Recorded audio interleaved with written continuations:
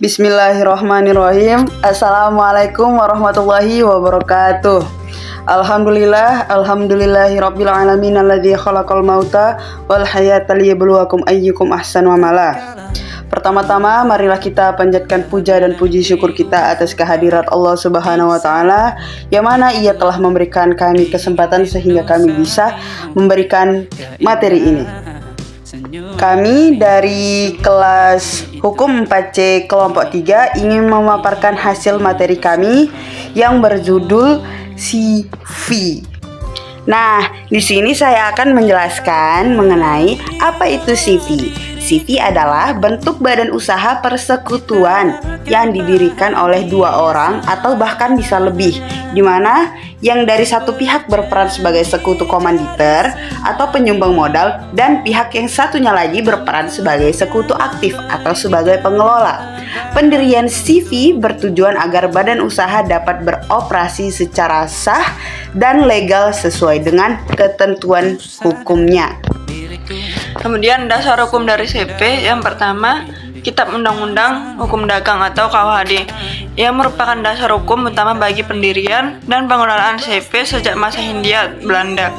Aturan dari tentang permodalan pendirian CV serta peran sekutu komplementer dan komanditer tercantum dalam pasal 19 sampai 21 KUHD. Kemudian yang kedua, Permenkumham nomor 17 tahun 2018. Sebagai pembaruan dari KUHD, Permenkumham ini mengatur prosedur pendaftaran CV secara modern melalui sistem administrasi badan usaha. Selain itu, diatur pula mekanisme perubahan anggaran dasar seperti data pendiri, kegiatan usaha, serta pembayaran CV. Peraturan ini menjadi acuan utama pelaku usaha dalam menjalankan CV secara sah dan tertib administrasi. Kemudian ada para pihak dalam CV. Yang pertama, sekutu komanditer atau pasif. Yang kedua, sekutu komplementer atau aktif. Sekutu komanditer hanya menanamkan modal tanpa ikut mengelola perusahaan. Tanggung jawabnya terbatas pada besarnya modal yang disetor. Kemudian kelebihan dari sekutu ini tidak bertanggung jawab secara pribadi atas hutang CV. Kekurangannya tidak boleh ikut dalam pengambilan keputusan atau kepemimpinan perusahaan. Kemudian sekutu komplementer menjalankan operasional dan tanggung jawab penuh atas jalannya usaha termasuk sampai pada harta pribadi jika terjadi utang. Baik, di sini saya akan menjelaskan tentang proses pendirian CV. Yang pertama adalah pengajuan dan pemesanan nama. Kedua, pembuatan akta pendirian CV oleh notaris. Yang ketiga, penandatanganan akta pendirian CV. Keempat, proses pengajuan surat keterangan terdaftar CV. 5, pengajuan permohonan NPWP CV. Dan yang keenam, pengurusan nomor induk berusaha atau NIB. Kemudian ada jenis-jenis CV. Yang pertama, CV bersaham, yang mana CV ini membagikan saham kepada sekutu aktif dan pasif, tapi sahamnya tidak bisa dijual belikan, tujuannya agar modal yang sudah masuk tidak mudah ditarik kembali. Yang kedua, CV murni. CV ini bentuknya paling sederhana, hanya ada satu orang yang mengelola sekutu aktif, sisanya hanya menyetor modal sekutu pasif. Yang ketiga, CV campuran, yang mana CV ini berasal dari firma yang membutuhkan tambahan modal. Pemberi modal menjadi sekutu komanditer, sementara firma tetap menjalankan usaha sebagai sekutu komplementer. Kemudian alasan berakhirnya CV, yaitu yang pertama, karena berakhirnya jangka waktu perjanjian. Yang kedua, musnahnya barang yang dipergunakan untuk tujuan CV atau tujuan perusahaan telah tercapai. Yang ketiga, karena kehendak dari sekutu. Yang keempat, sekutu meninggal, pailit, atau di bawah pengembangan.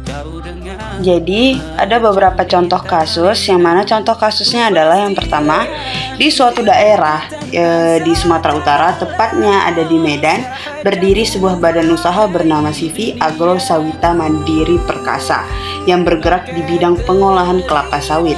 CV ini memiliki struktur umum seperti kebanyakan CV lainnya, terdiri dari sekutu aktif dan sekutu pasif. Sekutu aktif Muhammad Yakub bertindak sebagai direktur yang menjalankan usaha sehari-hari, sedangkan sekutu pasif Salamat Aryadi hanya menanamkan modal.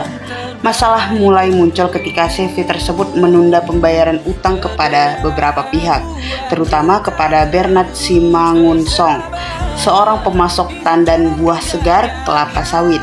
Padahal sudah ada perjanjian bahwa setiap TBS yang disuplai ke pabrik milik CV akan dibayar sesuai jumlahnya.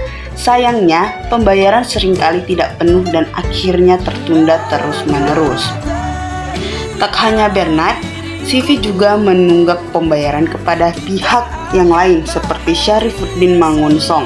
Merasa haknya dilanggar, Bernard pun membawa perkara ini ke Pengadilan Niaga Medan, meminta agar CV dinyatakan pailit karena terbukti tidak sanggup membayar utang yang sudah jatuh tempo. Kemudian kasus kedua yaitu tentang CV pabrik tapioka Kalibening yang sudah dibubarkan masih menghadapi masalah hukum dengan PT Bank PDFCI terkait hak tanggungan tanah yang dijaminkan. Sucipto Effendi, mantan sekutu komanditer, menggugat bank, namun gugatan ditolak oleh pengadilan karena prinsip ne bis in idem, yang artinya satu perkara tidak boleh diadili dua kali. Pembubaran CV harus dilakukan sesuai prosedur dan hubungan hukum dengan pihak ketiga seperti bank tetap harus diselesaikan. Pembubaran bukan berarti bebas dari kewajiban yang belum diselesaikan. Penting untuk menuntaskan kewajiban tersebut agar tidak menimbulkan sengketa hukum di kemudian hari. Kemudian kasus ketiga tentang CV Widya Mandiri yang mengalami kesulitan keuangan dan akhirnya mengajukan permohonan pailit. Pengadilan Niaga Medan mengabulkan permohonan tersebut dan menyatakan CV dalam keadaan pailit. Semua harta CV disita dan dibagi kepada kreditur. Proses pembagian dilakukan secara proporsional sesuai dengan jaminan yang dimiliki kreditur.